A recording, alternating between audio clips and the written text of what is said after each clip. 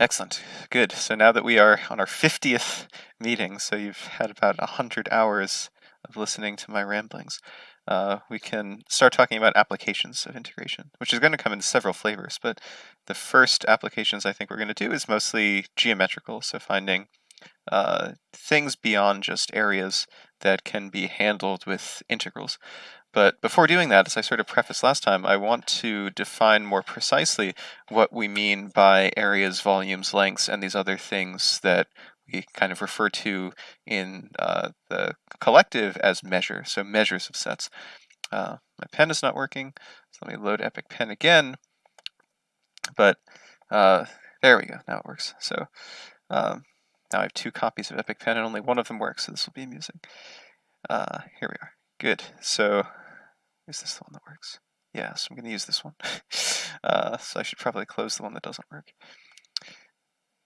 Right, so I've complained about this a couple of times, that the way that areas are usually defined in a geometry class is usually something which doesn't make a lot of sense, like you say that it's the number of 1x1 squares that can fit into a region or something like that, but clearly that problem is that definition is hopelessly inadequate, because even for something like a triangle, you cannot fit an integer number for some choices of sides. You can't fit an integer number of these squares into this region, so its area is not well defined.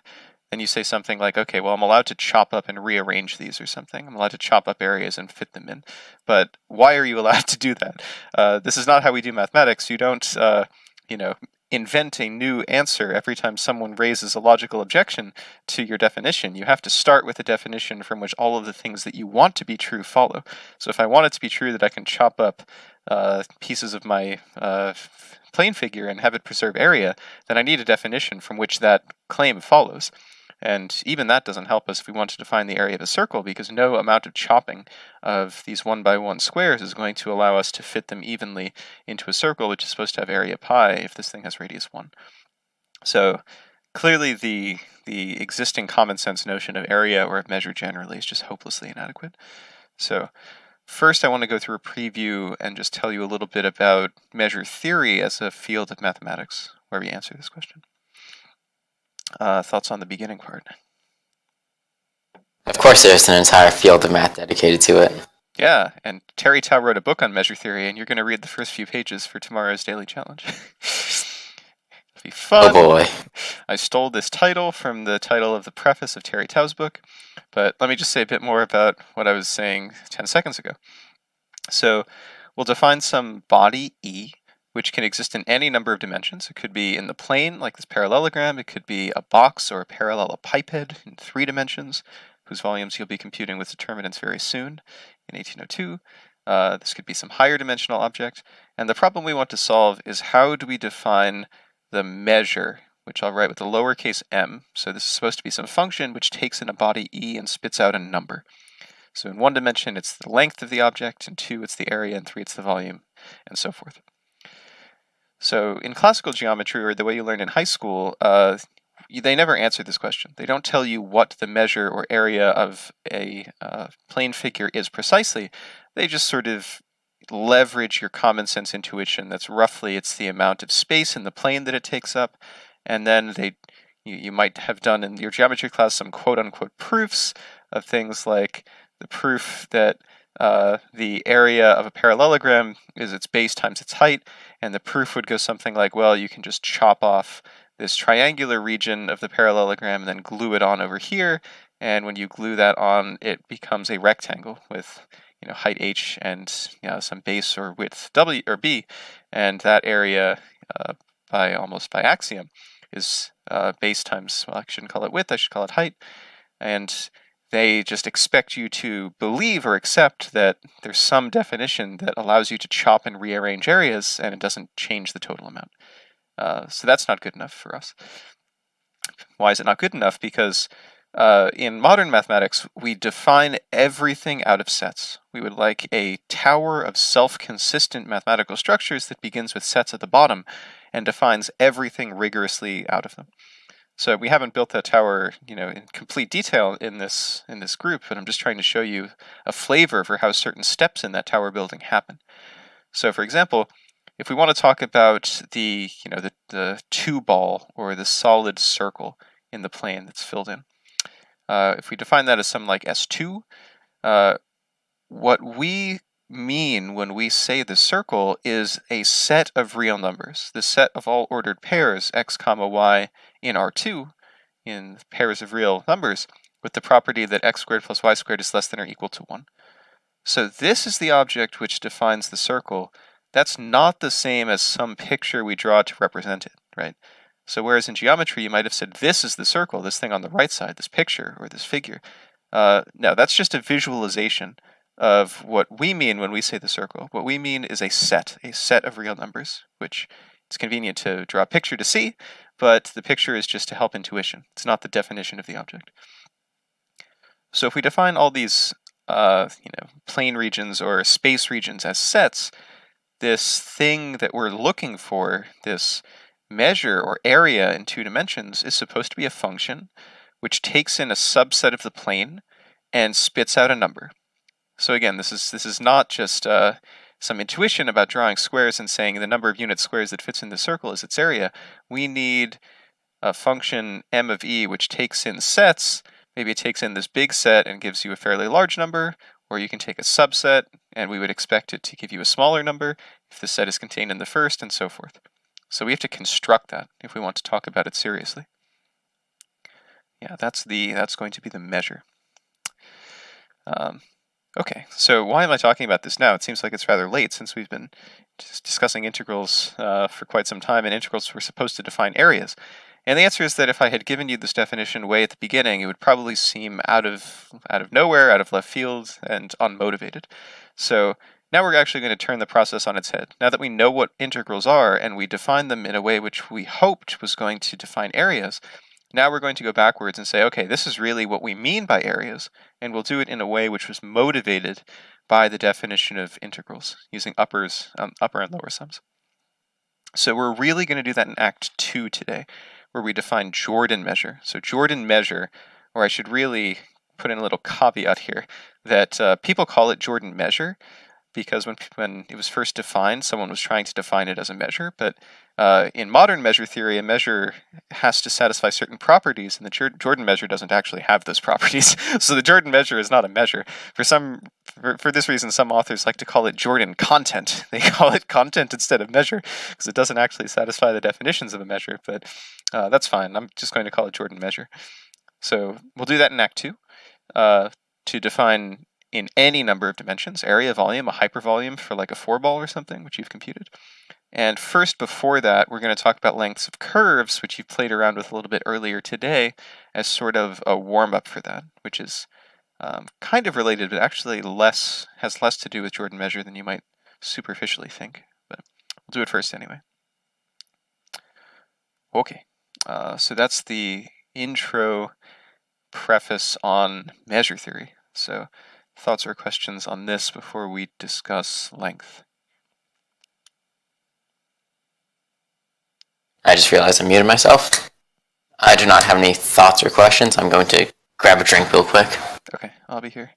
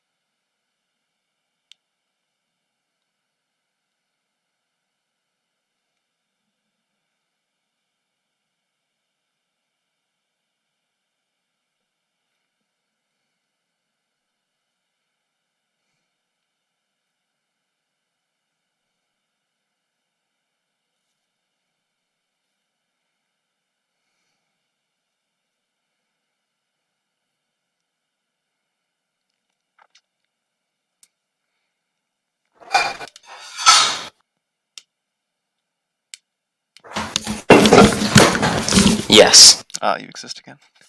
Is your drink a Coke Zero? That is correct. I should have known. Well, I did know. Okay, let's start with straight lines, because they're easier than gay lines. So suppose you were tasked with defining this notion of length. So the simplest place to start is just to remember from geometry that if you want to define the length of the easiest possible shape you can imagine, just consider a line segment from, say x1 to x2 horizontally, and say y1 to y2 vertically. And what would we do to calculate the length along the diagonal for this guy?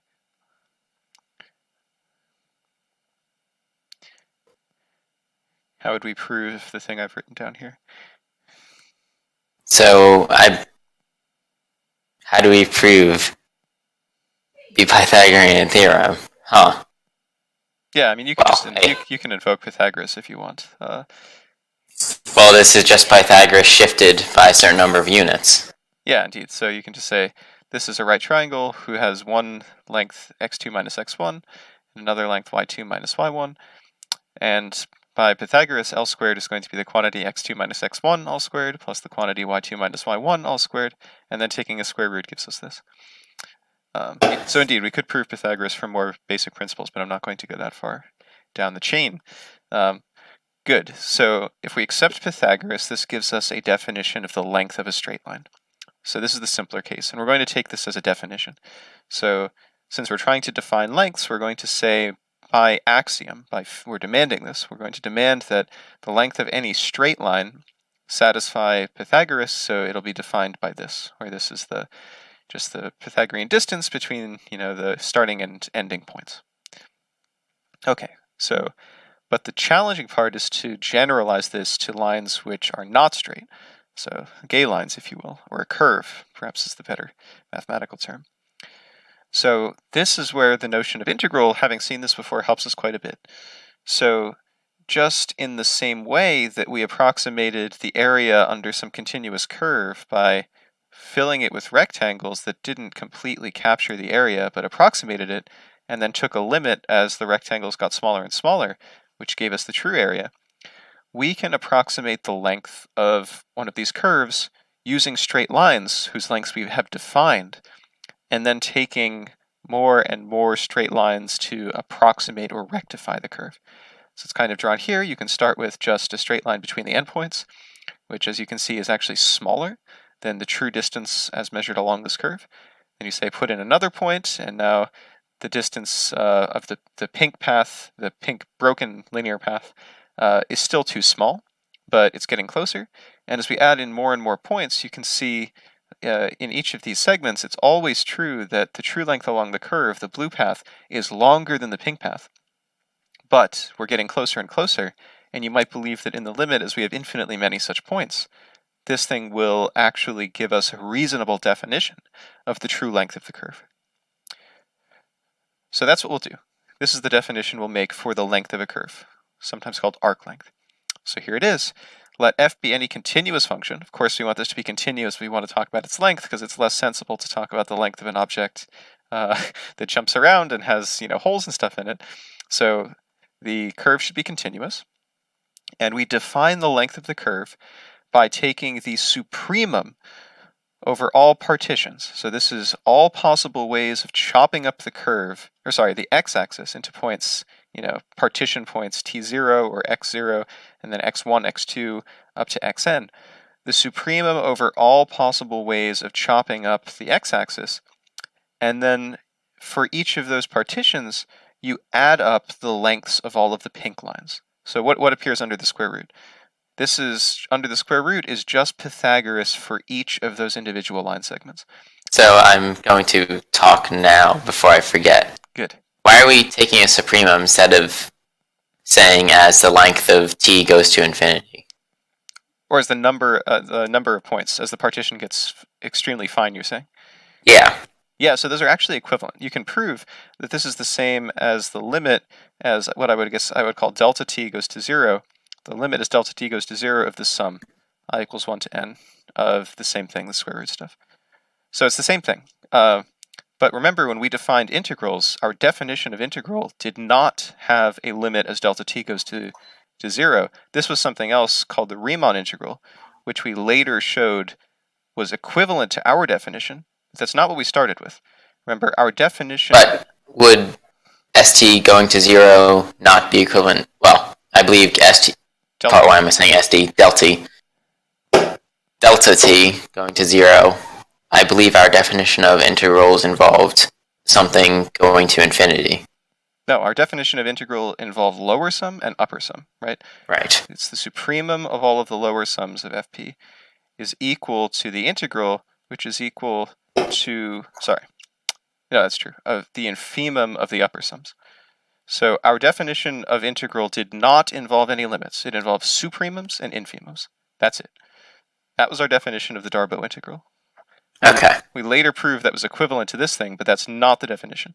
Supremums and infimums, that's it. Okay. Good.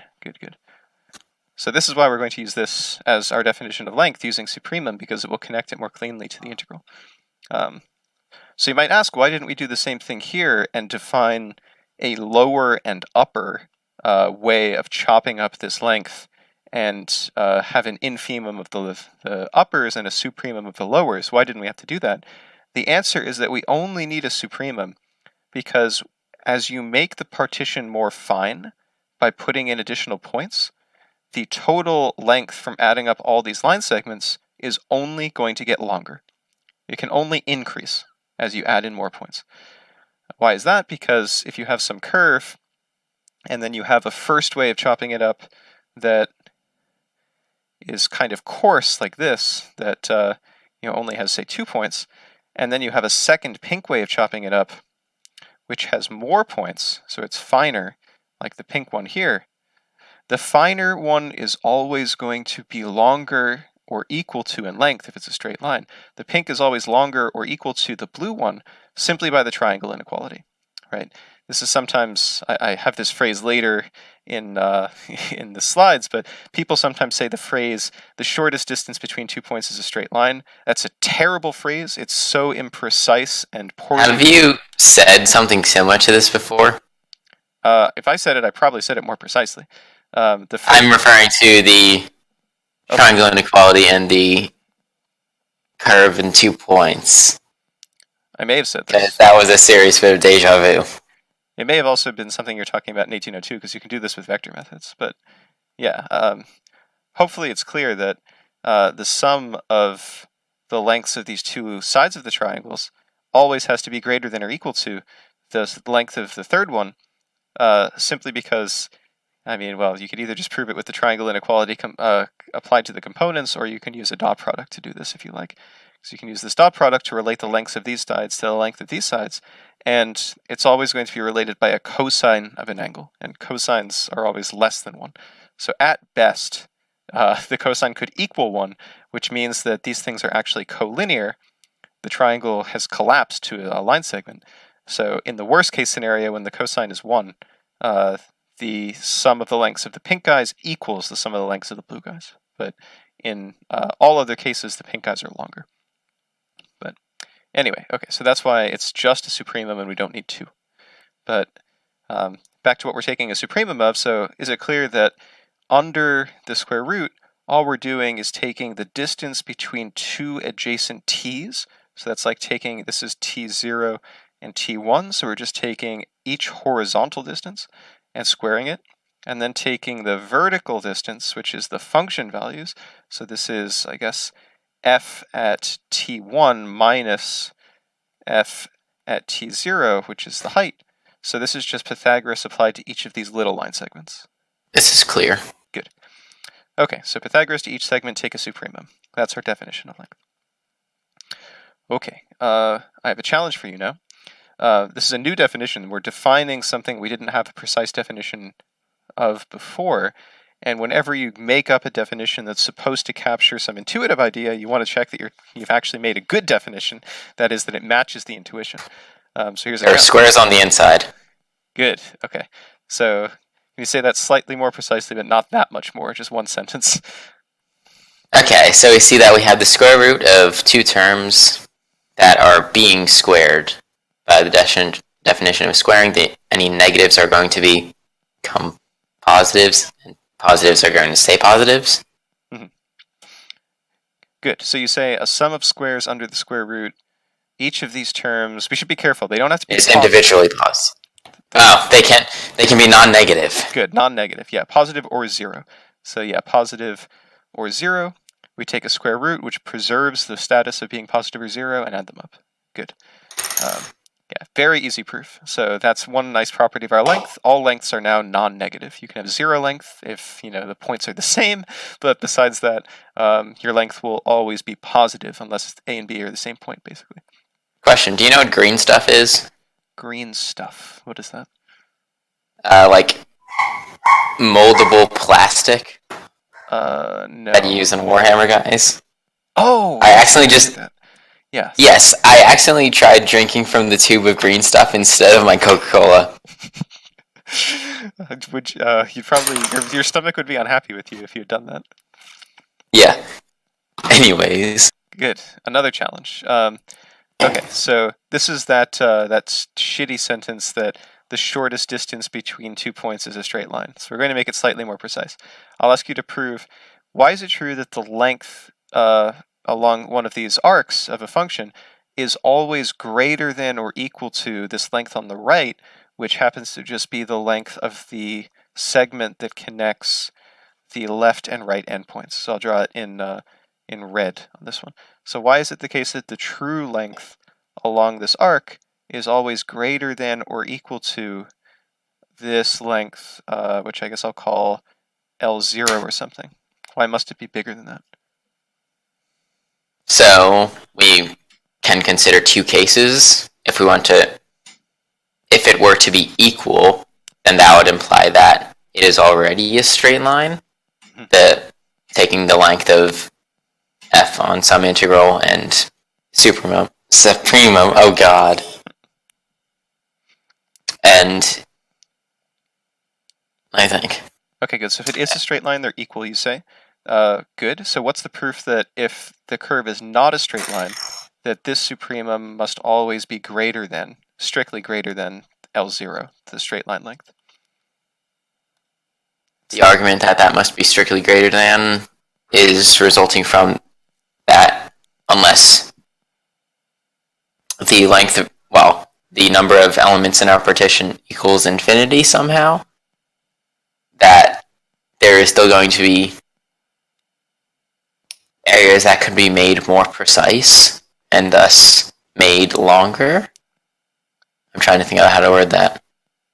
So you're arguing about the length of a partition and the true length of the curve. So that's not what we want. I'm asking you to compare the true length of the curve to this straight line length, right? So I just need a proof. It's a very simple proof, and it just uses the definition of supremum.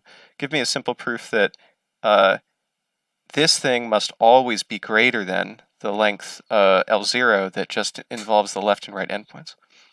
In particular, notice that this supremum is taken over all partitions. If we let our partition be made up of two elements, the starting point and the end point, So you say take this partition AB, right? Okay. Yeah. Okay, so you say in that partition, the length, I don't know what to call it, I'll call it K, I guess. By K, I just mean the thing that comes after supremum up here. So in that partition, P, then this K thing is L0. Okay, so I'm taking a supremum of a bunch of guys, and one of those guys is L0. So why is it the case that if I take a supremum of a bunch of guys, that the result must be greater than L0?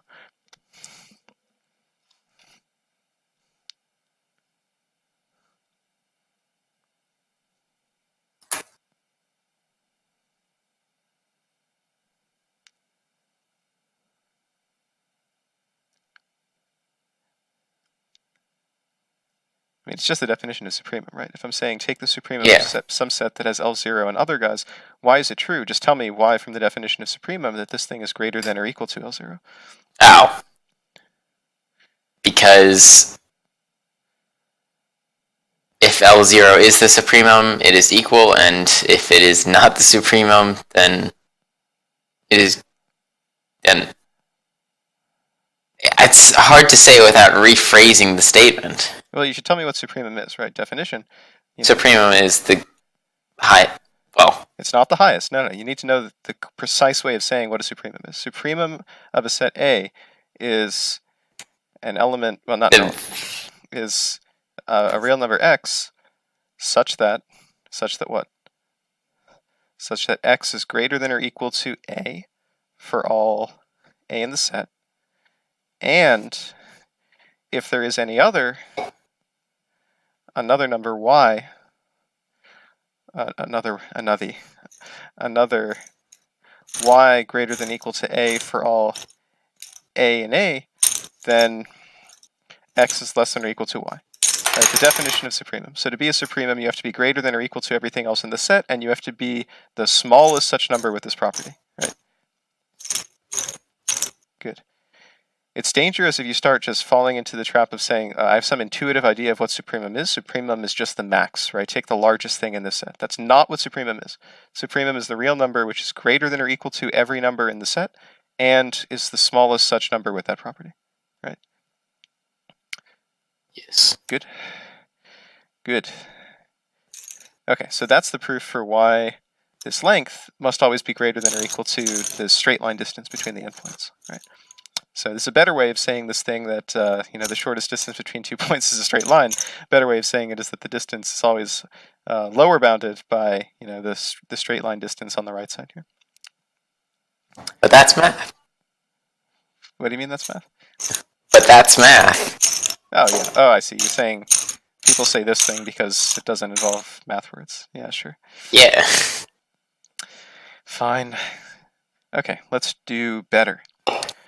So the definition I gave you before did not assume anything about f except that it was continuous. So now let's do a little manipulation and assume more. So we assume f is also differentiable. So it's a stronger assumption. Of course, not all continuous functions are differentiable. So I'll walk through a calculation that writes the arc length in a better way when the function is differentiable.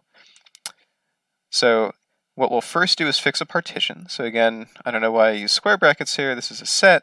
So there's some set of points that chop up the interval from a to b. So some t0, t1, t2 up to tn, where tn is the right endpoint b. And I'll use this letter k again. So this is the thing appearing in the supremum. It's the supremum of all of these sums, so this sum is k. So what I'm going to do is manipulate this sum, which is just Pythagoras for each line segment, manipulate this sum using this assumption of differentiability. So what are we going to do? The clever thing to do is to use the mean value theorem, which we proved a long, long time ago. So what did the mean value theorem, just to remind us, what did the mean value theorem say? If you have any differentiable function, which, well, let's just assume it's differentiable everywhere to make life simple, and you look at some interval a to b, and there's some slope c, which is the average slope between the endpoints a and b. The mean value theorem tells us that there exists another point c on that interval.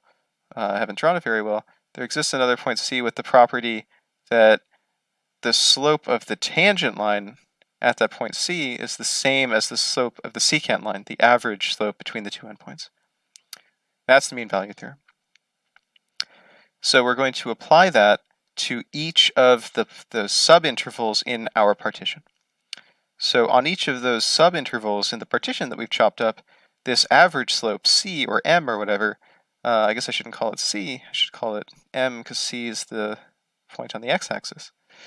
So there's some slope m, which is just rise over run, I guess, for the right endpoint is f of ti, the left endpoint is f of ti minus 1, and the change in x is ti minus 1.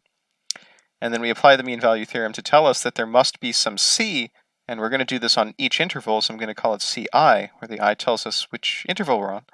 There's some ci with the property that the derivative at ci is the same as this m, which I guess should also be mi, technically. But there's a point where the derivative equals the average slope. That's all we need. So now we can do some trickery. So we take this k, which is again a sum of just Pythagoras on each line segment, and what I do in this step is factor out this quantity ti minus 1 quantity squared. So if I factor that out of the square root, what I get is outside of the square root, the square gets killed, and I'm left with just ti minus 1. inside the square root, the first guy becomes a 1 because I've factored out everything. And the second guy, I have to put a ti minus 1 downstairs because this whole thing gets squared, and that's going to cancel. If I put this guy back in, it would cancel the ti minus 1 quantity squared when it hits this factor. So that's just pulling out the first guy. And now I apply the mean value theorem at this step and just say, aha, but this thing that is squared inside the parentheses, this thing is just the average slope on the interval. So this is the average slope, right? It's the same m that I wrote above. So by the mean value theorem, I can replace this average slope by the derivative, the tangent line slope, at some particular point ci. That's the trick. So we've replaced average slopes by tangent line slopes at some point ci on the interval, but we don't know which one. That's the crucial step. Questions on this slide? I keep muting myself. I do not have any questions. Okay, good. Okay, so now we have to do some proofs if we want to show that this thing actually converges to some integral.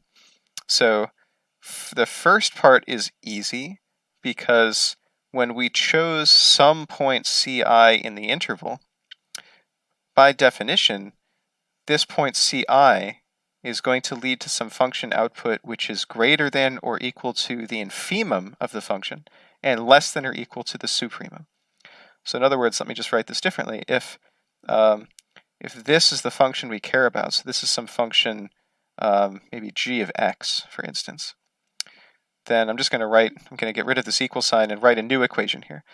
So it must be true that the sum of the lowercase mi, what we called in the integration chapter lowercase m sub I, where m sub I is the infimum of the function g on this interval.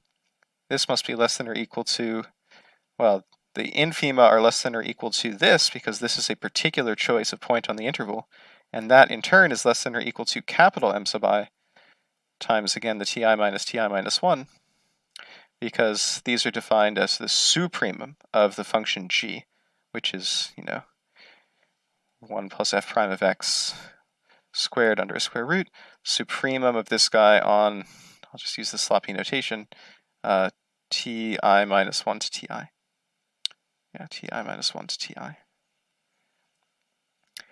Okay, so this step is easy because clearly evaluating the function g at the particular point, here it's evaluated at ci in the sum in the middle, that's going to give you something which is greater than or equal to the infimum. By definition of infimum, infimum is a lower bound and it's the greatest lower bound, and less than or equal to the sum with the supremum, because the supremum is a least upper bound, but in particular it's an upper bound. Okay, that's the first step.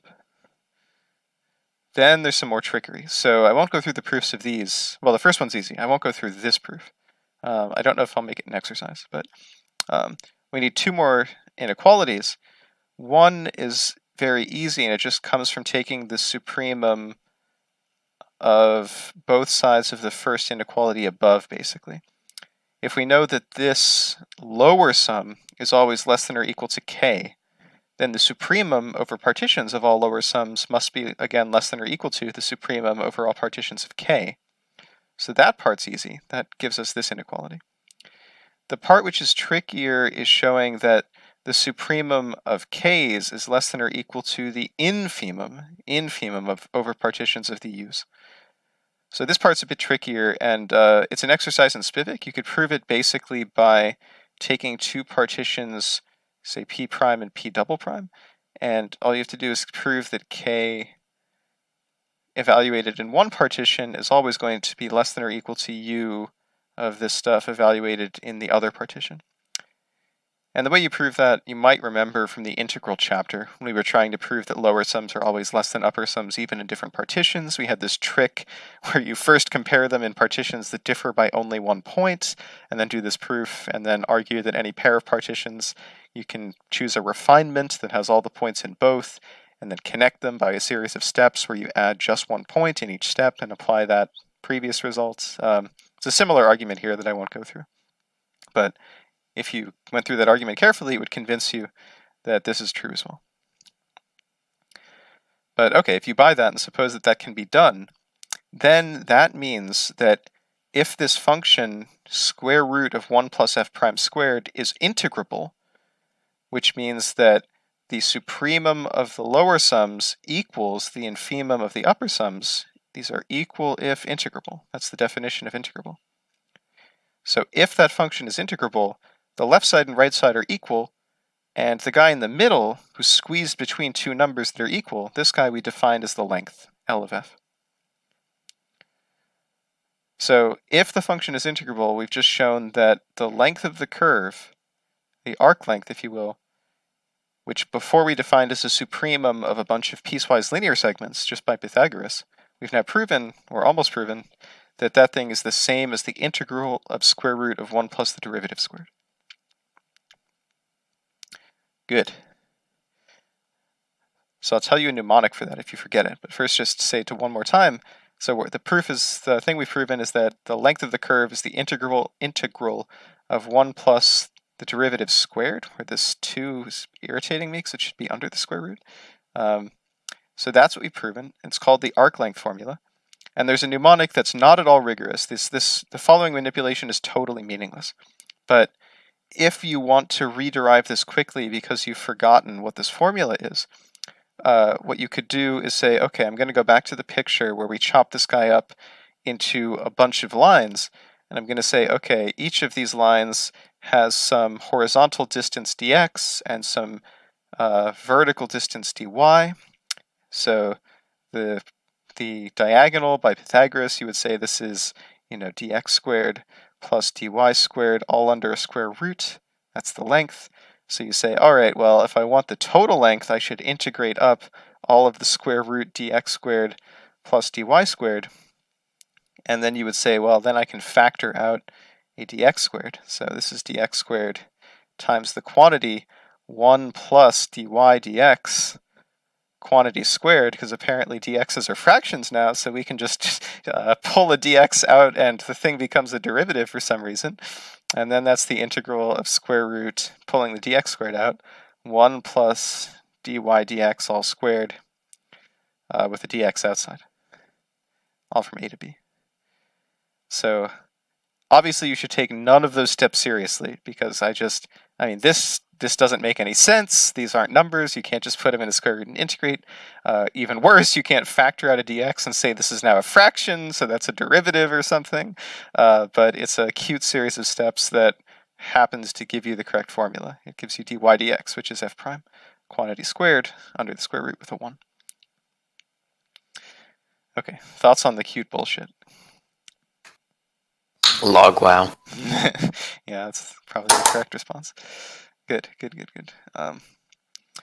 Okay, so we did all this. So this is the nice definition for nice differentiable functions. So now I'll ask you to use that to do acute results that we might like. So we can use this to prove that the circumference of the unit circle, so the circle with radius 1, is 2 pi. So do you see how we might begin to do that? Pardon me?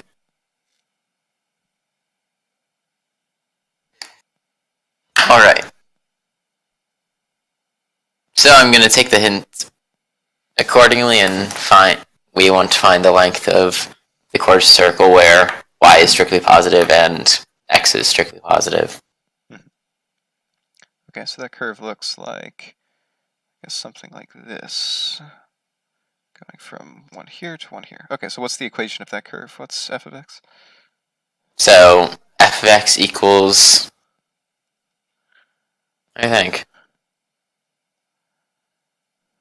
it would be x squared plus y squared equals 1, but I feel like something should be changed to handle that.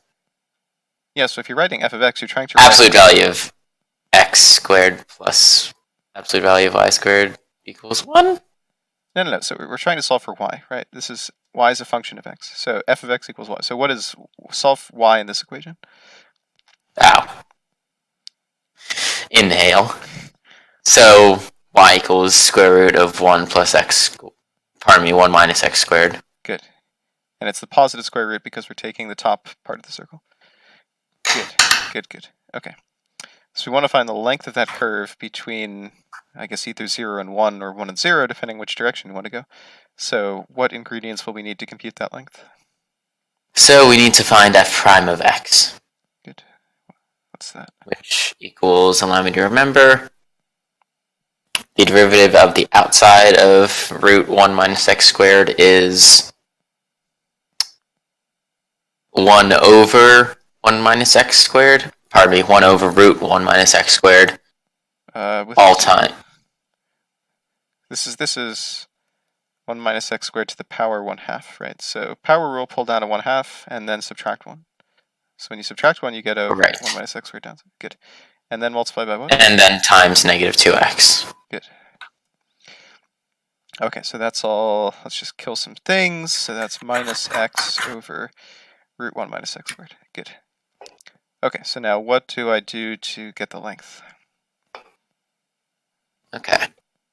So the length is going to be the square root on, well, the integral from 0 to 1 of the square root of 1 plus negative x over square root of 1 minus x squared. X squared. Remember, it's root 1 of 1 plus f prime squared, right? Right. Good. Good, so that's the integral from 0 to 1. Well, what happens when I square this?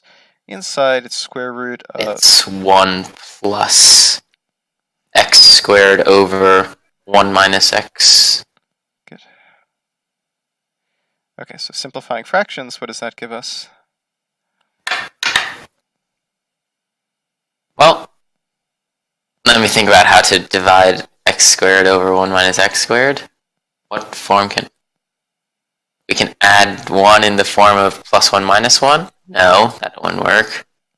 Well, how do you get a common denominator when you're adding two things? Oh, you're suggesting just multiplying 1 by 1 minus x squared. Okay, so 1 minus x squared over 1 minus x squared. Good, plus x squared over 1 minus x squared, so what does that give us? Equals 1 over 1 minus x squared. Good, 1 over 1 minus x squared. So what we want to integrate from 0 to 1 is 1 over square root of 1 minus x squared. So this is actually a standard integral which you might remember. If you memorize the derivatives of various trig and inverse trig functions, then you just know what this is. Well, that looks like a sign substitution. Yeah, or you could do sign substitution. Good, yeah, we can do that instead. So I'm going to start working. Or it's a secant substitution. I can't remember. Well, if you need to remember which one it is, just think about what... Secretly, it's tangent. No, tangent's 1 plus x squared, right? Darn. So you use the one that has the correct trig identity. So you ask what trig identity would make this useful, and if x were sine squared, you would know 1 minus sine squared theta is cos squared. Equals cos squared. Yeah. So I think we want to make the substitution x equals sine theta Sine squared. and dx yes. cos theta to t theta, right? Good. Yep. So this is and thus it is so 1 over cos. Cos theta, and then I replace dx by cos theta d theta, right? Yep. So what's equals this integral? 1. I should change the bounds. I'm going to leave the bounds gone for now, but yeah. Yeah. Good, good. Equals integral 1 or big boy from 0 to 1 of theta. Well, not from 0 to 1. Big boy of theta, but theta is what? Arc sine of x, right? Ah, yes. Good. So arc sine of x from 0 to 1. Now you just need to remember what is arc sine of 1 and what is arc sine of 0. Arc sine of 1 is pi over 2. Arc sine of 0 is 0. Pi over 2 minus 0. Good. Equals pi over 2. Good. So that was 1. And thus we multiply by 4 to get 2 pi. Perfect. Good. So we've successfully shown that a quarter circle has length pi over 2, and therefore the circumference of a circle is 2 pi, assuming the radius is 1. Whoa. Good. You only needed trig substitutions to prove a formula from 6th grade. that the circumference of a circle is 2 pi, which I don't know if it's a good or a bad thing. It means that we're teaching 6th graders sophisticated results in some sense, sophisticated that you need calculus to prove it, but it also means we're encouraging people to know things or think they know things when they can't prove them. So I don't know, good or bad, but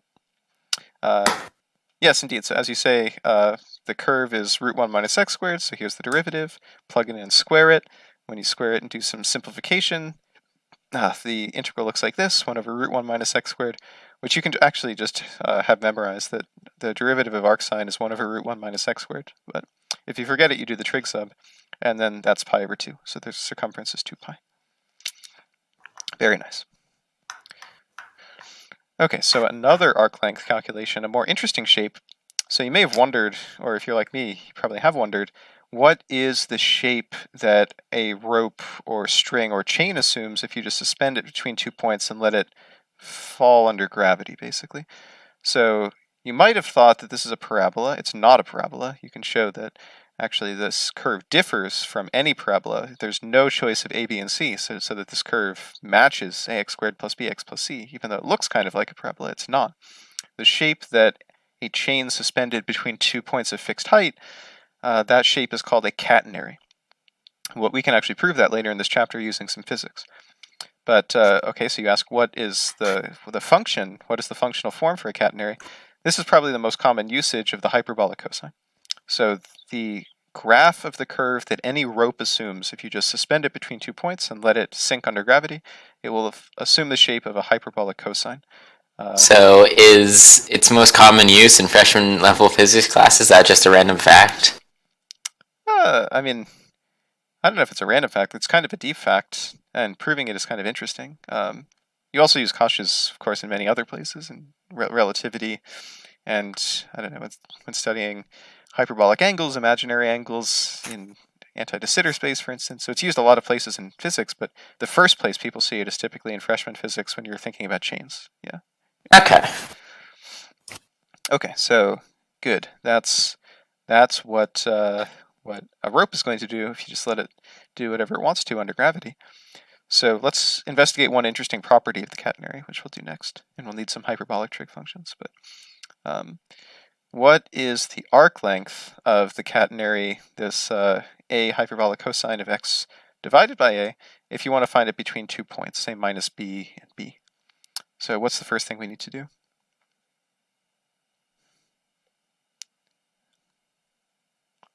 So, I don't know anything about Cauchy. All you'll need to know, I guess, is that the derivative... I'm just curious if it's symmetric. Yeah, so the derivative of Cauchy is sinh, not minus sinh. Not like the usual trig functions. Ah, yes. And is sinh Cauchy? Yeah, derivative of sinh is back to Cauchy, and we'll need one more fact, which is the version of the Pythagorean theorem for hyperbolic guys. Usually it's cosine squared plus sine squared is 1. In this case, it's cos squared. Cauchy squared minus sinh squared equals 1. Good. So that's all you need to know about them. Sounds like fun. Good. Okay, so what should I compute to get the arc length? So we're going to take the derivative, f of x equals y equals a Cauchy xa. Yeah, so then f prime is what? F prime of x equals a sinh of x over a times 1 over a. Yeah, so the a and the 1 over a. Or the a, yeah, the a's cancel. So sinh x over a. Good. Then what goes under the integral then when I compute arc length? That is going to be the square root of 1 minus sinh squared. Oh, yeah. 1 plus sinh squared of x over a. Good. And thus we substitute that for Cauchy squared of x over a, which simplifies to Cauchy of x over a. Good. So it's... There should be an absolute value there. Wait, no. There should be a plus minus. Wait, no. I'm just getting ahead of myself. In principle, yeah, you could say the square root of a square, you don't know what the sign is, but we know length is positive, right? So we know it has to be the positive root. Yeah. Good. What's the integral of cosh, which you can figure out from the derivatives on this side? The integral of cosh. We're going to be, let's see. Yeah, it is going to be big boys of sinh x over a times a? Yeah, times a. Good. From the chain rule, backwards chain rule, basically. Okay. Good. And then what does that give us? Let's see. That is sinh of x over... Are you asking for me to substitute sinh x over b times b minus sinh x? Oh, wait. What am I saying? Sinh of b over a times a minus sinh of negative b over a times a. Good. And actually, I don't know why I wrote sine. Sinh. Actually, sinh works like sine in the fact that, remember, sine of minus x is minus sine of x. And in the same way, sinh of minus b over a is minus sinh of b over a. So we can actually pull out that minus sign and combine these into a 2a sinh b over a. Good. Whoa. Good. Very nice. That is a strangely simple result. Yeah, it's very nice for the length of a chain that seems complicated because it involves this hyperbolic cosine. But we'll see something even more interesting. So remember this result for the moment, that the length of the curve, length, is 2a sinh b over a. So that's the length. Next we'll do a different calculation, which will be very similar. I won't even go through this again, but these are the steps you just showed me, which ended with 2a sinh b over a. That was the length. Now let's just do, something we could have done when we first learned integrals, just a standard area calculation. So what integral should I write down for the area under the catenary between minus b and b? So the integral of from negative b to b of a cosh x over a. Good. A cosh x over a, and this is almost the same thing, so what do I get now? That is equal to, let's see, I believe just sinh of x over a? Yeah, but you have to change... let me think. So I believe that is going to generate an extra 1 over a. So we need an a squared. Perfect, yeah, a squared. From minus b to b. And we already know sinh is an odd function, so I'm just going to plug in 2a squared. 2a squared sinh of b over a. Right, so this is the area. I'll make it as a function of b, I guess, because we're going from minus b to b. The area is 2a squared sinh b over a. The length as a function of b was 2a sinh b over a. Notice the units had to work out, right? Because area, if a has units of length, this is a unit of square meters. This is dimensionless. And this has units of meters, as it should for a length. And now we simply divide them. The ratio between the area under a catenary and the length along an arc of that catenary is a constant equal to a. This is a remarkable result, and this is true for any b. For any, actually more generally, you could do from minus b to c, some other region. This is the only curve with that property, which I say on the next slide. Notice that the area under a segment of catenary is exactly a times the length of that segment. That's true for every interval, and it's the only curve. You could actually prove, if you just started by saying, assume that there is a curve such that the area under that curve is always a constant a times the length along the arc of that curve. You could just prove, knowing only that, and that the curve is differentiable, it has to be hyperbolic cosine, is the curve. So that defines the catenary uniquely, which I think is quite interesting. Good. Thoughts on cats? What? Or cat I'm a dog person. Yeah, a log dog. Oh boy. I do not have any thoughts. Okay. I think no thoughts. Okay, one more. I stole this from Art of Problem Solving, so what integral should I write down if I want to find the length of log sine x between, wow, I fucked up LaTeX, that should be slash pi and not pi. So we're just going to pretend that I meant to do that, and your brain can render slash pi. So between pi over 4 log root 2 over 2, and b being this point. Oh, so maybe I shouldn't have called them a and b, because this is x comma y. So this is x comma y. x1, y1, x2, y2. So these should really be called, I guess, point P1 and point P2.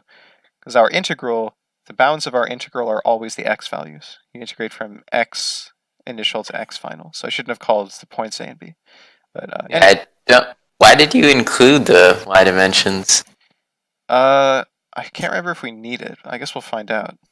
Yeah. So I guess we're going to take the derivative. 1 over sine x times cos x. Cos over sine equals not arctan. You want cotangent. Cotangent. There we go. Good. So the length is what?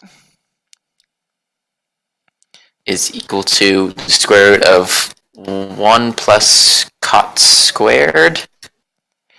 Good, dx, and it goes from x equals pi over 4 to x equals pi over 2. Do you remember what Pythagorean identity we can use to simplify that? And if not, you'll derive it for me. Yes, let's rederive it, because we can. So sine squared plus cos squared equals 1.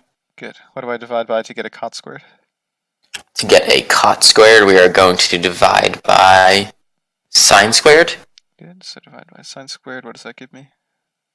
So we are going to see that 1 plus cot squared equals cosecant squared. Good. So what does that make our integral? That makes our integral cosecant. Yeah, good.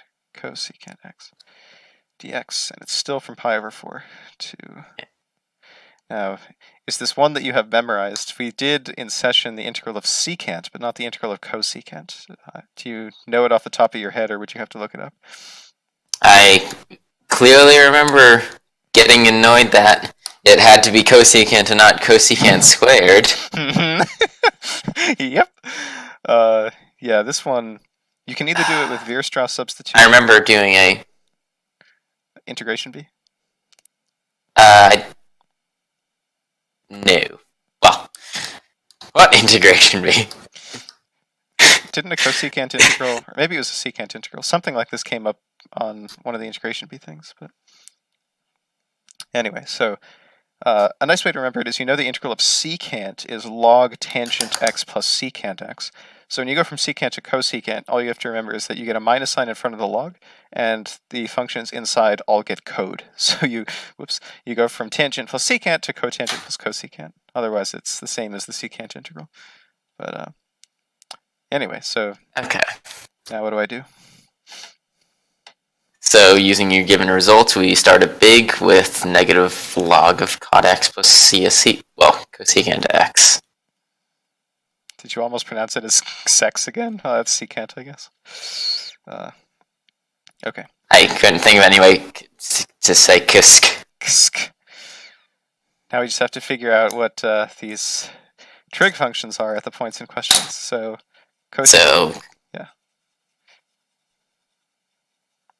I think.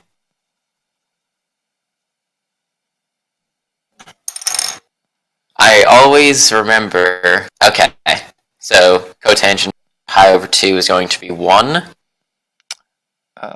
Is that true? Cosine pi over 2 over sine... No, I forgot that I was talking about pi over 2 and not pi over 4. Good. So pi over 2 is going to be cotangent is cos over sine, which implies that this is log of 0 plus... Allow me to think about cosecant. Cosecant is 1 over sine. Sine of pi over 2 is 1. So 1 over 1 equals 1. Good. And we add 1 to our thing. Yep. Cotangent of pi over 4 equals 1. Yeah. And cosecant of pi over 4 equals... Trying to remember... I believe it is 1 over root 2. Let's see. Sine of pi over 2 is 1 over so it'd be root 2. Yeah, 1 plus root 2. Good. Good. And if we wanted to simplify this more, you could use some log rules, because this is log 1 minus log 1 over root 2, so you could say this is... Well, 0. 0 plus of 1. Yeah. Well, log of 0 plus 1 equals 0. Yeah, okay, so you're good. Yeah, we could say that. So if you prefer, we could just say this is log 1 plus root 2. Just kill the first term. But were you thinking about simplifying things further or something? I was going to do something stupid, which got to this result in 2 steps, but you saw it in 1 step. Oops. Good. I think that's actually the right answer. Log 1 plus root 2. Good, indeed. Yeah, so I mean, this was listed as a challenge question in AOPS for some reason. I think the only reason it was challenging is because you have to remember what the integral of cosecant is, but the actual calculation is not that bad, so it's just some trig. Log 1 plus root 2 is correct. Okay. Is there more challenges? Why, are you getting tired of these? Yes or no? That's literally the least possible information you could have given me in an answer. That's the point. Okay, so I will take that as yes, you're getting tired of challenges, which is good because now we're doing Act 2. Good. We are a little over halfway through. Yeah, that's fine. Not time limit. Yeah, we started. Oh wait, we started at 6 your time? A little after. At 6, you said you needed 10 minutes or something. So Yes, and at 6:15 we started. yeah, so about an hour. So we have been going for an hour. Cool. Yeah, that's fine. This will mostly be theoretical. I think there's 1 or 2 challenges, but it'll give you a chance to review how to prove things. Hopefully, now that you've been at this for a year, proofs will come a little easier. But okay, so now let's go back and deliver on the promise that I had in this this introductory part about measure theory. So now we've seen how to define the lengths of curves. We're going to now define the measure of any subset in any number of dimensions. So we're going to define this measure. So as we did in defining the length of a curve in the plane, this is going to be motivated by the idea of the Riemann integral. So it's good that we did integration first. What's the strategy going to be? Well, in the same way that we started by defining length by saying we declare by axiom that the length of a straight line is given by Pythagoras, what we'll do for Jordan measure is begin by defining, by demand, by fiat, how the volume of a box, like a rectangle or a cube, is going to work. And then to define more general measures, we're going to trap any arbitrary region between some nice boxes that maybe contain it. That's not a very good containment, but some outer box that contains the guy, and maybe some inner. Doesn't actually have to be a square. It can be any, combination of squares or whatever. But we're going to trap an arbitrary shape between these inscribed and circumscribed shapes, and then take a supremum and infimum, just as we did with the integral, with lower and upper sums. So that's the plan, but I'm going to be very careful and define everything precisely, just to make sure we're on solid footing here. So we'll start with a definition we've already seen actually in chapter 1. So we're going to build everything up from 1 dimension. So we better define what we mean by length in 1 dimension very precisely. So if we're in just R in 1 dimension, we first define an interval. An interval we allow to be either open or closed at either endpoint. So we can have a closed interval where both endpoints are included, a half-open interval that only includes the right endpoint, one that only includes the left, or an open interval. And since these guys only differ by adding or removing a single point, we're going to declare that they all have the same length, right? Changing one point should not affect the length. So here's our first definition. We define the length of any interval I, which is between points A and B, and may or may not include any of the 2 endpoints. All of these will have a length B minus A, where we're assuming with this notation that A is less than B. Good, so that's our 1-dimensional measure of an interval. So it seems like you just multiply lengths by lengths, or intervals by interval. I don't know if there's... Yeah, I don't think we have any framework for interval multiplication. We do. We have the Cartesian product, so that's next. Do you remember the Cartesian product? So if you have 2 sets A and B, the Cartesian product of 2 sets is just the set of all ordered pairs where the first element comes from the first set and the second element comes from the second set. So for instance, if I just multiply the interval 0, 1 by the interval 0, 1, this is the set of all ordered pairs x comma y, such that both x and y, I'm going to use the sloppy notation and put a comma, but I mean both x and y are between 0 and 1, which we would draw as, this kind of square in the plane, right? So that's how you multiply intervals, right? Whoa. Good. Is this intuitive? Yes. Okay. Good. So yeah, as you suggested, we can use this definition to define a box in any number of dimensions, not just 2. So there should be another product here. So this is a word we're defining, so it's italicized. A box in any number of dimensions Rn is simply the Cartesian product of some number of intervals, so I1 up to In. So you could define, a 10-dimensional box, which is a product of 10 intervals, for instance.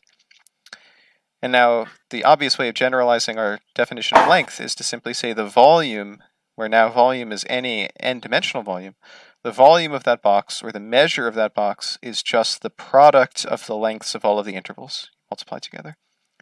So, I mean, you did use this implicitly when you were doing Monte Carlo, integration of stuff, but you use that, a cube or a box, I guess what we could call this as, B, no, I guess we use B for ball. I'll use K, this is sometimes called a K-cell.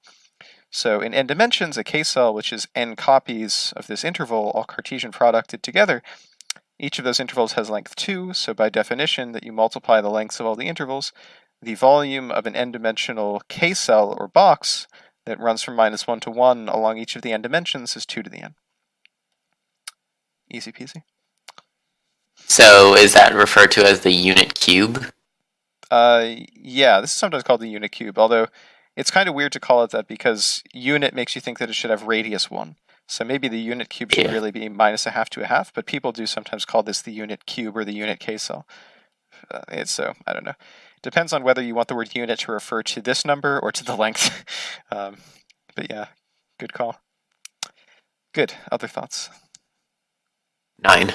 Good. Could either mean no thoughts or you have 9 as in 8 plus 1 thoughts. Okay. So we would like to now define more general regions. So we're going to work our way up slowly from boxes. We know what a box is. A box is any product of intervals. So for instance, this guy drawn here is some interval I1, Cartesian producted with a second interval I2. And then we can define a subset of Rn to be elementary. So we say a set is elementary if it is a finite union of boxes. So this is an elementary set in the plane, where I've shown the overlap between boxes in a darker color, because that will be important later.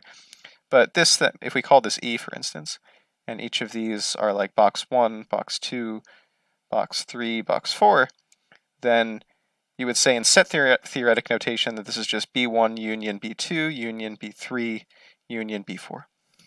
So basically any elementary set is going to be, a similar union of some number of boxes, maybe n of them, n finite union of boxes, and you put them all together to get some elementary set. So that's the definition of elementary. Good. Thoughts on this definition? I do not have any thoughts. Do you mind if I grab a snack quick? Yes, I'll be here. Yes, you mind. Yeah, sorry, go ahead.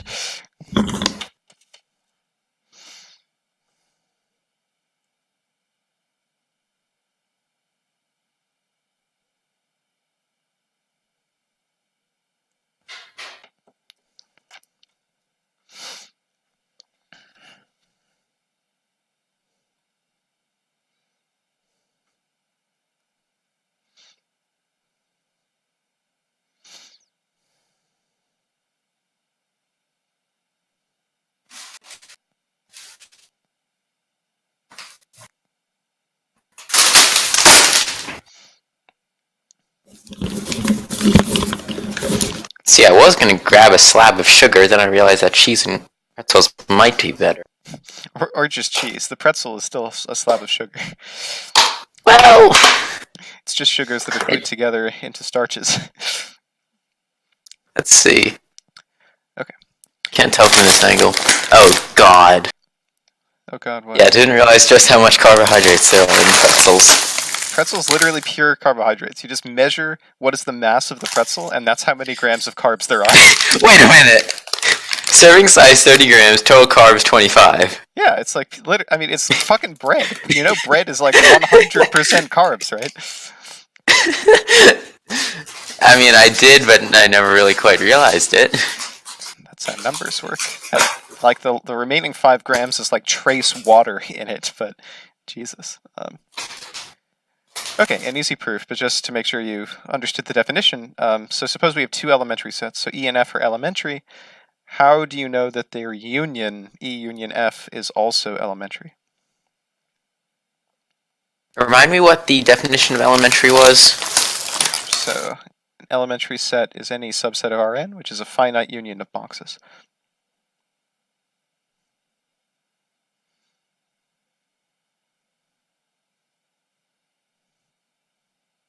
So a box is 2 integrals multiplied. Not 2, any number of Oh, any number of boxes. Okay. Yeah. So the box itself is any number of intervals, and then an elementary set is any number of boxes, right? So there's two steps here. But yeah. So let's go back to the problem statement. Good. So E and F are elementary sets. Does that imply elementary boxes? Well, yeah, elementary sets implies that they are built out of boxes. Right, yeah. So we know E, for instance, we know E is some finite union of boxes, right? So E is box 1 up to box n for some boxes Bn, right? What else? What else do we know? I believe we can write that E can also be built out of some set notation. Well, this is already kind of set notation. Each of these is a set, and this is a union of sets. But yeah, what do you mean? You want to use some other notation for this? I mean the Pardon me while I fix my glasses. Okay, the returning x, y, and so on for a certain range. Returning. Oh, you're trying to say that each box is built out of a product of intervals? So like each bi. Or am I going back too far? We don't need to break down to intervals, because if we're trying to prove that the union is elementary, all we have to do is prove that the union is a E union F can be built out of boxes as well, right? So E union F is the union of what is already. It's just the union of more unions. Yeah, right. It's a union. Pick a different letter for the boxes for F, I guess, because we shouldn't call them B. So C1 to Cn. Yeah, good. So as you say, the union of E and F is a union of boxes, right? So this thing, E union F, is what? It's B1. So B1 to Bn union C1 to Cn. Good. And everything there is a box. Right. Well, is a box, so E union F is also a elementary set. Good, yeah. Easy proof, right? So elementary just means union of boxes, and of course a union of unions is another finite union of boxes. So the union of any elementary sets is also elementary. Good. Not hard. I'll ask you to do one in the daily challenge, which is actually a bit more challenging, to show that the intersection of elementary sets is elementary. So it's a little trickier, but I mean, you could probably see at least one simple case that an intersection of boxes is always going to be elementary, but it's a little trickier to show that an intersection of elementary sets is elementary. But anyway, the union was easy. So as you said a moment ago, E and F are both built out of boxes, so like B and B prime, for instance, 1 up to n and 1 up to m, and then their union is another finite union of boxes. So union of elementary sets is elementary. Very good. Okay, but we're trying to define measures. So how do you define the measure of an elementary set? So let's back up to the first picture. This set was elementary because it was built out of boxes, but the boxes overlapped. So we know how to define the measure of a box because it's just the product of the measures of the intervals that we use to build it. So the most simple thing you might have thought of to do is to say, well, to define the measure of an elementary set, just add up the measures of the boxes that are used to union together and make that elementary set. Since it's built out of boxes, just add up the measures of the boxes. But as you can see, that's not a good definition. That doesn't work, because if we just add up, in this case, the areas of these 4 rectangles, we're going to get larger than the area or measure that we want for set E because of the overlaps.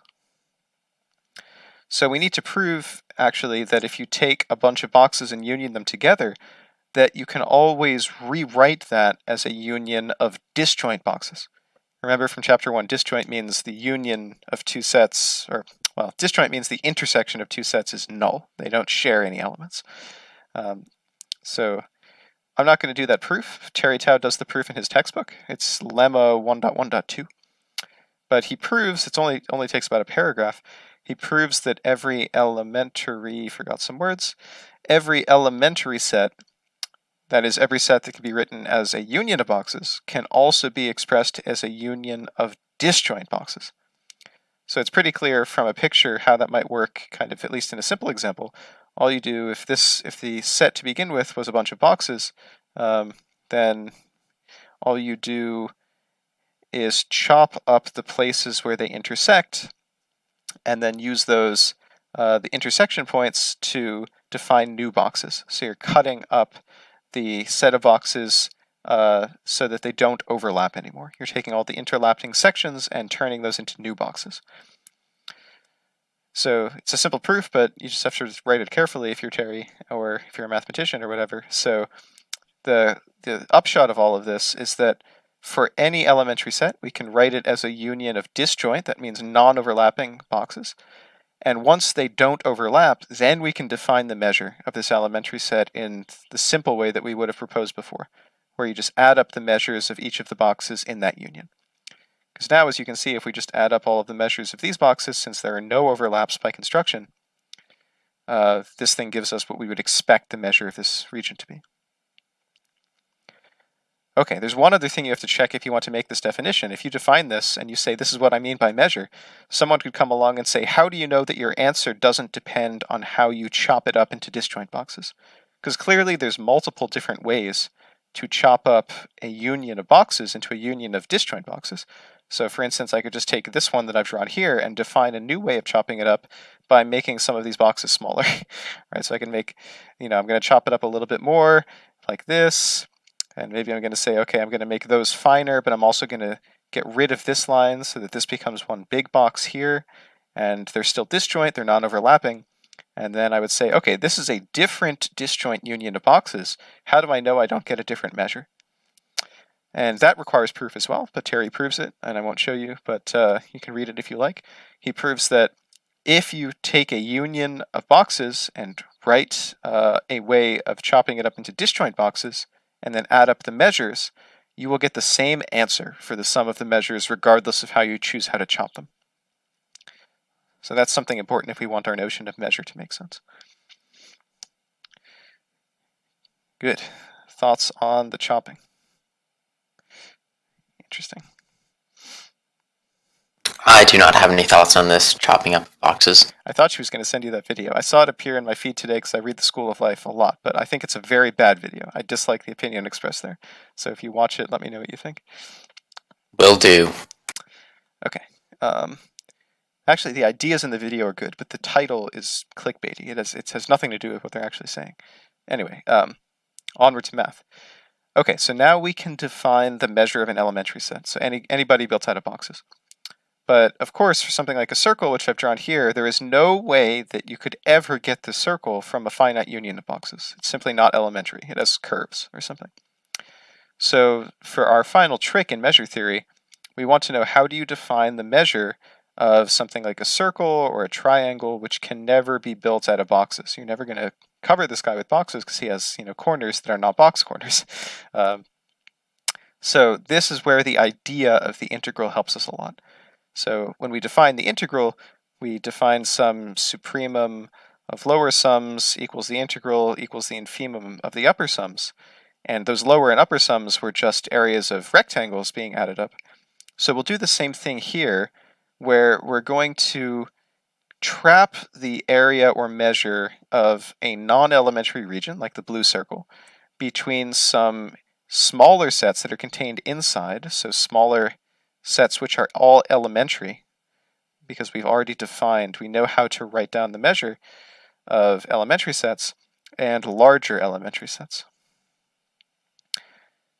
And then if we can get some equivalence between, say, the infimum of the larger elementary set areas and the supremum of the smaller ones, then that will define the area we care about. Okay, so let's make that a bit more precise. So here's some definitions. So let E be the set whose measure we're trying to define. So we first define the Jordan inner measure. So the inner measure has a down star, a subscript star. The inner measure M sub star E is defined as the supremum over the measures of all elementary subsets of the set that we're talking about. So for instance, in the picture here, all that means is write down all possible ways that you could have these green elementary regions that are contained within the blue region. All ways of doing that, and then take the supremum of the measures of all of those elementary sets. For obvious reasons, that's the inner measure, because all of them are contained inside the blue region E. Likewise, the Jordan outer measure with an up star, M superstar E.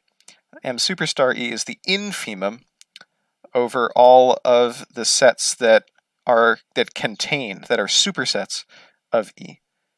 So in other words, that means take all elementary sets, so take all elementary sets that contain E, so sets containing E, where here E is the blue squiggly region, and then take the infimum, the small, well, not the smallest, the greatest lower bound of all of the measures of those sets. So that's the Jordan outer measure. So in general, those will give us two different numbers. One is the supremum of sets inside E, and the other is the infimum, the greatest lower bound of the sets outside E. But if those two happen to be equal in the same way that lower and upper sums were equal in our integral, if the inner measure equals the outer measure, then we say that this set E is Jordan measurable. Jordan measurable is similar to integrable, right? Remember, it was integrable if the lower and upper sums, or the supremum of the lower sums was equal to the infimum of the upper sums.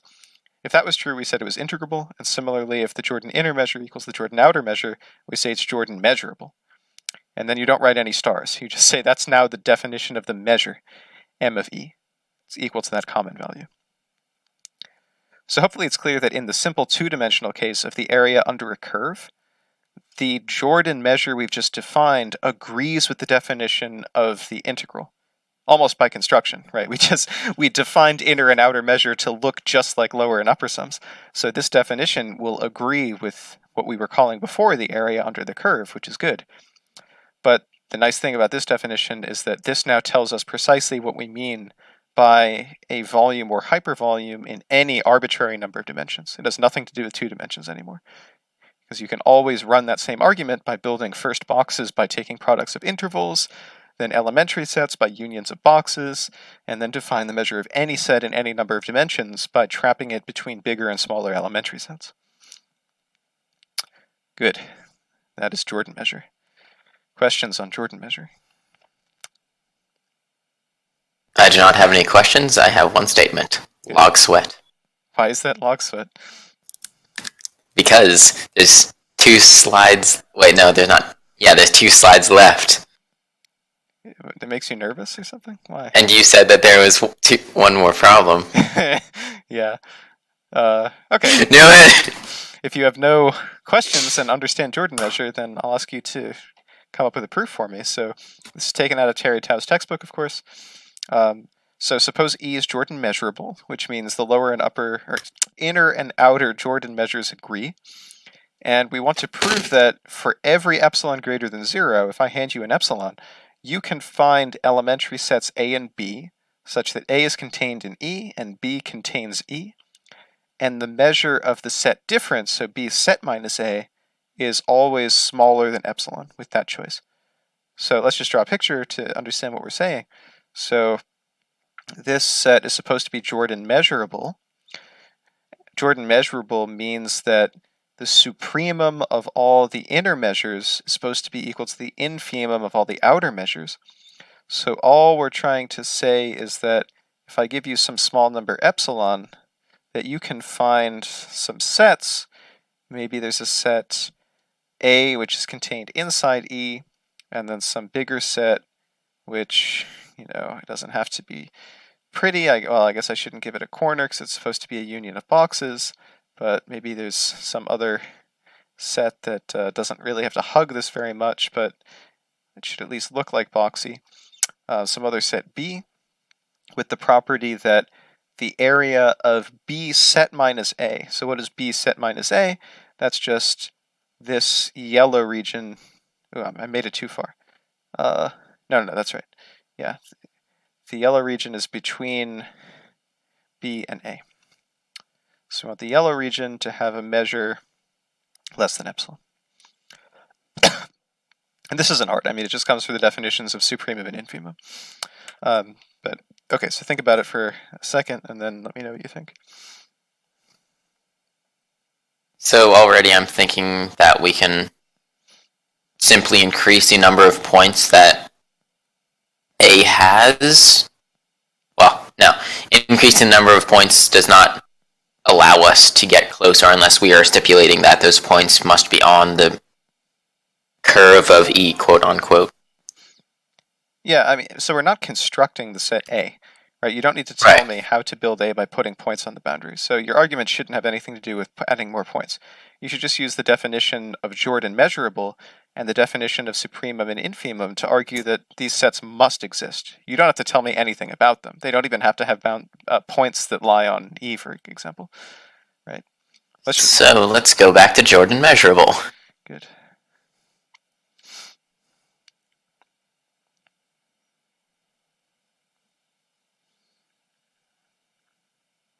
And let's go back to the problem statement.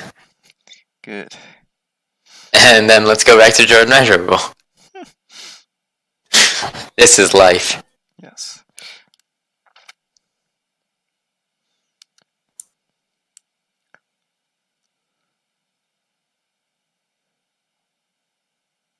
Well, let's go. All right, so the definition of Jordan measurable states that for a set E that is Jordan measurable, that implies that there exists a set that implies that there exists some, how do I word it?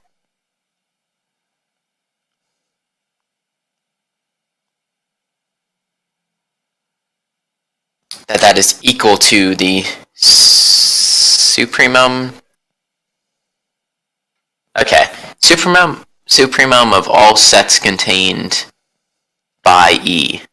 Yeah, so the supremum of all elementary sets A and E, measure of those A, so what we're saying is that's equal to some number, which is the measure of the set E that we care about. We might as well give this a name. So maybe the measure of the set E, since that's Jordan measurable, it has some Jordan measure. Maybe we call that V for volume. I don't know.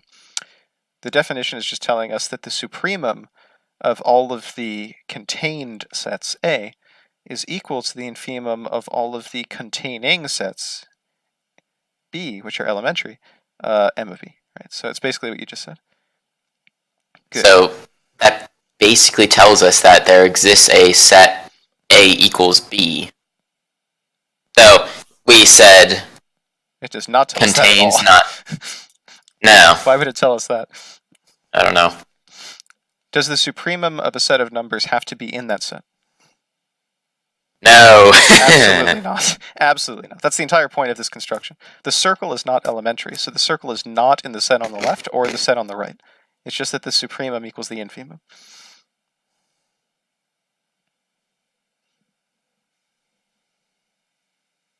Alright, so the supremum is the number quote unquote immediately after the highest measure. No, that's not what it is. The supremum is the least upper bound of the set, right? Don't use wrong definitions.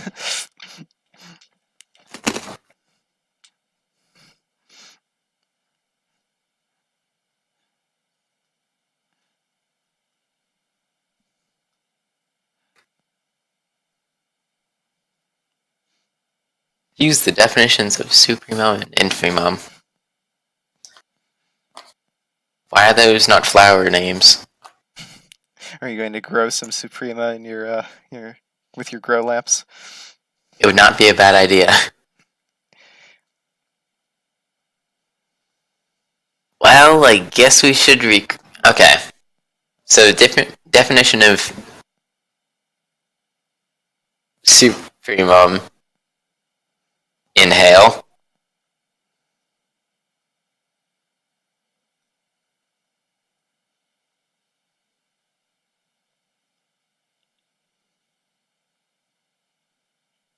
I just need to think. Take your time.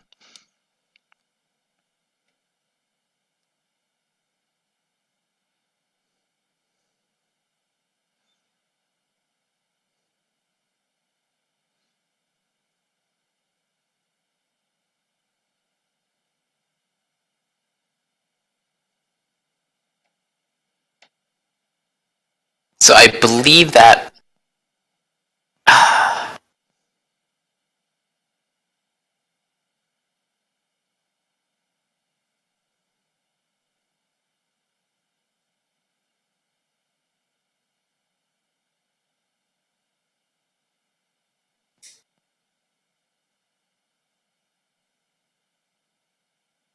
I do not understand how A can both contain E and have its measure be equal to the measure of E. There is no set A whose measure is equal to the measure of E. That's not what this equation says. Right. There is no set. Again. There is no A in the set because the supremum of a set does not need to belong to the set. This is just saying the least upper bound for the set of all measures contained in E, the set of all measures of elementary sets contained in E, the supremum of that set is V. There is no A with measure V. Definitely not. It's not in the set. Okay. You have to know what supremum is and not just think it's the largest element in a set. You have to use the right definitions of things to write proofs. Crunch.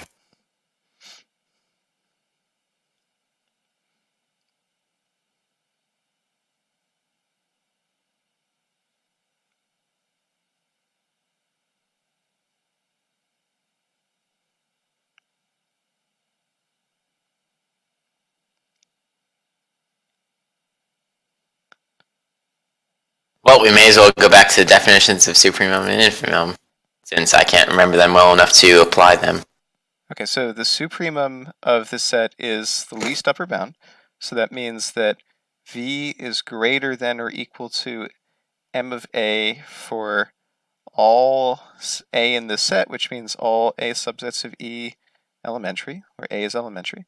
So that's what the first part of the definition of supremum is. It means this is an upper bound. It's greater than or equal to every element in the set.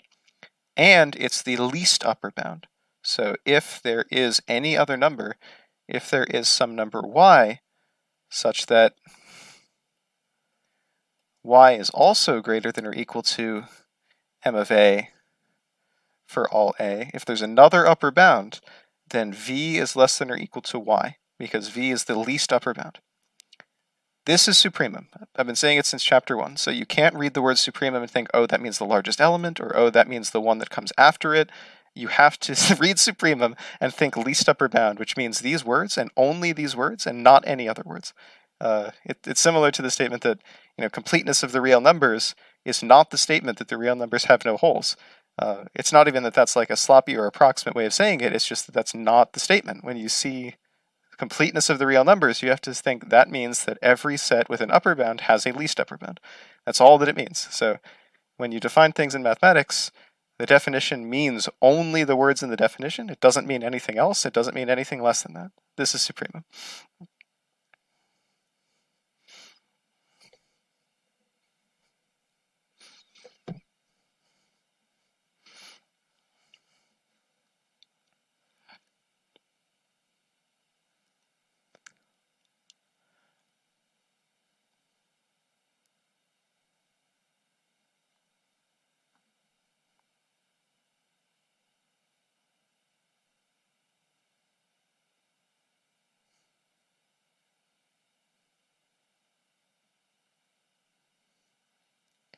Oh my god, I've been muted. Oh no, what were you saying?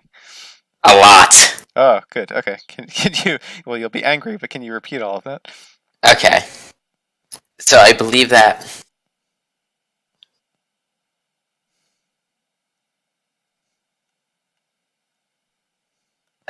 since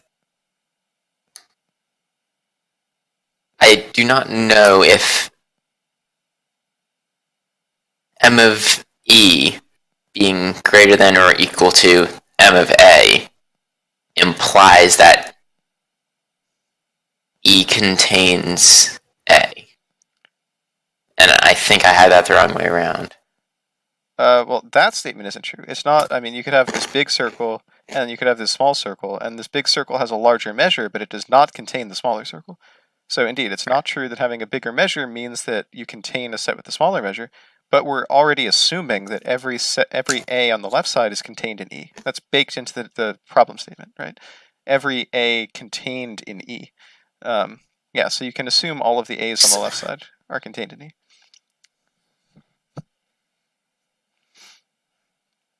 Wait, so why do we not just conclude from that a in E and E in B? Because it's supremum, and infimum, not exactly what we said. Or English. I don't know. I don't know what that sentence means. Okay, so let me ask you an easier question. Is it true that there must exist a set A whose measure is greater than V minus epsilon? Must there exist a set A contained in E, which is elementary, which has measure greater... Can you say that slower? Yeah, so can you prove that there must exist some elementary set A who has a measure bigger than V minus epsilon? Bigger than V minus epsilon. How do we know that must be true? That there must be some elementary set A whose measure is bigger than V minus epsilon. Because by the definition of...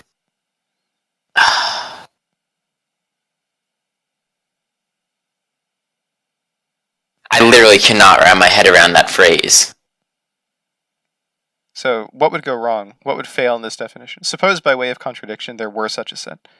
Or sorry, there were not such a set. Suppose by way of contradiction there were never any set A which is elementary and contained in E. There is no such set A whose measure is bigger than V minus epsilon. So in other words, every elementary set A contained in E has a measure which is smaller than V minus epsilon. If that were true, what statement below would be contradicted?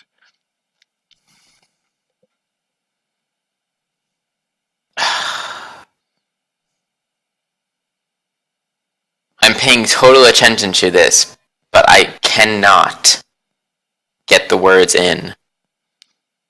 Okay, so why why can it not be, or maybe I'll just say it in the positive sense. So why must there be a set A contained in E such that the measure of A is bigger than V minus epsilon, where you've assumed we've fixed some positive epsilon. So why must there be such a set?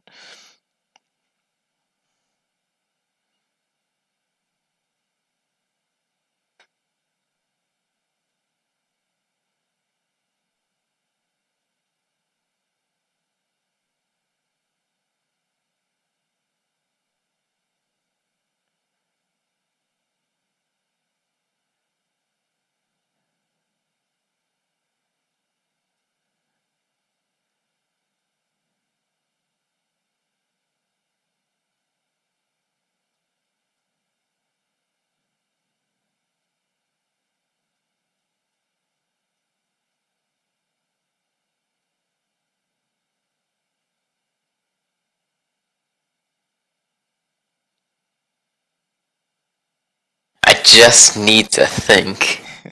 I'm not waiting, I'm thinking. Okay. Well, I think what we would contradict is this definition of least upper bound. Right? This is why you really need to know what suprema means, because if the supremum of this set is V, then it must be that there is some set in this, set of M of A's on the left side. There must be some measure here which is bigger than V minus epsilon, because if there were no set over here, if there was no measure on the left side bigger than V minus epsilon, then V minus epsilon would be an upper bound, right? If there's no measure bigger than V minus epsilon, then V minus epsilon is an upper bound. But by the definition of supremum, V is the smallest upper bound. So it cannot be that V minus epsilon is an upper bound, because that is smaller than V, and V is the smallest upper bound. Right, that's the definition of supremum. So by the definition of supremum, there must be some elementary set A contained in E that has a volume bigger than V minus epsilon. Nothing in that argument was special about the number epsilon, so we could have just said, well, there had to, in addition, there had to have been some set with measure bigger than V minus epsilon over 2. And now you probably see how the argument applies on the other side to the infimum. I don't see how any argument applies. I cannot think right now. Okay, well, I'll just tell you then, and then maybe we should do some more review of proofwriting, because it seems like this is not totally... No, I just can't think. Okay. Are you distracted by something, or just tired? Or... I'm distracted by nothing. I think I'm just tired. Okay.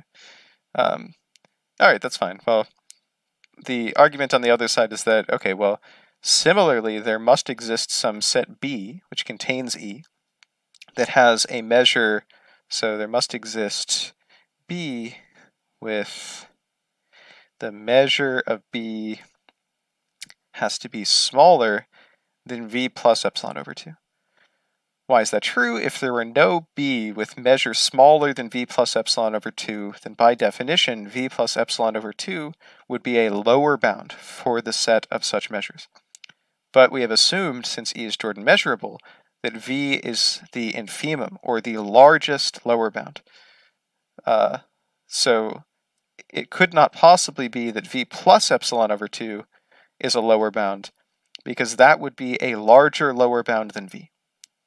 So that's it's exactly the same words I just said about the sets A, except we're replacing greater with smaller and plus with minus, but it goes through. So then you just conclude, okay, by that argument, there has to be some B with measure smaller than V plus epsilon over 2. There must be some A with measure bigger than V minus epsilon over 2. And therefore, the measure of B set minus A has to be smaller than epsilon. Right? It has to be smaller than V plus epsilon over 2 minus V minus the quantity V minus epsilon over 2. The V's cancel. Minus minus is plus, and epsilon over 2 plus epsilon over 2 is epsilon. So in slightly cleaner writing, how do we prove it?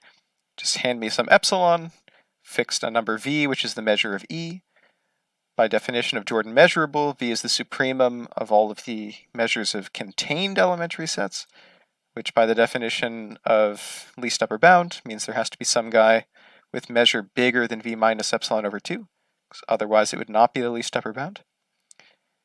By a completely symmetric argument, there has to be a set B that has measure less than V plus epsilon over 2, because otherwise V would not be the greatest lower bound. Again, just the definition of infimum.